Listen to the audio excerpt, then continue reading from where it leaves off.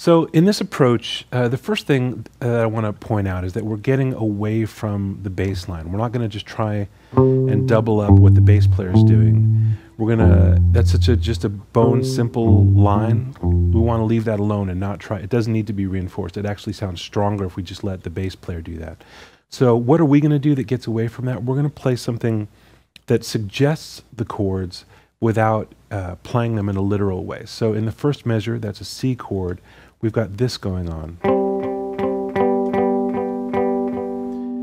And then when we go to the G chord, we're going to do this.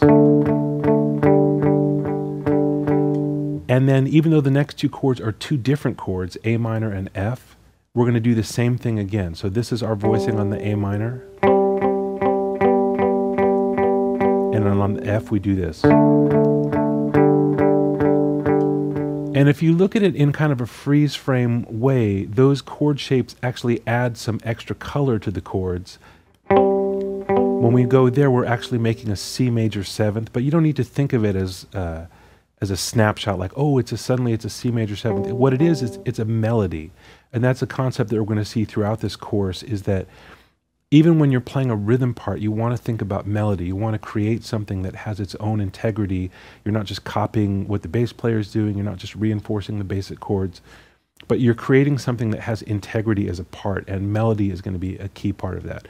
We're also going to stay in one little confined area. That's a key concept in any kind of rhythm guitar part. We're not going to move all around the guitar. I mean, there's a lot of room to move around on the guitar, but by making a little contained part, that actually gives it a little more power and a little more strength. So we have this melody that goes, and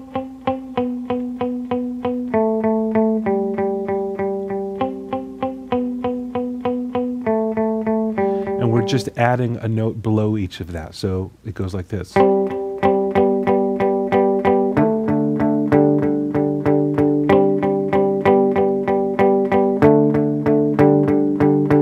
Those lower notes really just thicken it up. It's not about, oh, is that the ninth or is it the seventh? We're not really thinking that way. We're just trying to add some girth to it. And you might notice that I'm using a palm muting technique with my right hand. So I'm using basically this part of my right hand is resting on the strings just inside of the bridge. You don't want to be right on the bridge. You want to be just inside of the bridge. And that gives it this percussive sound. So in that way, we're really using the guitar as a percussion instrument in this approach. I wanted to show you one other aspect in this kind of part where you're playing percussively and you want to really sink into the overall feeling of the track. You might want to I'm going to add a delay on this, and now it would sound like this.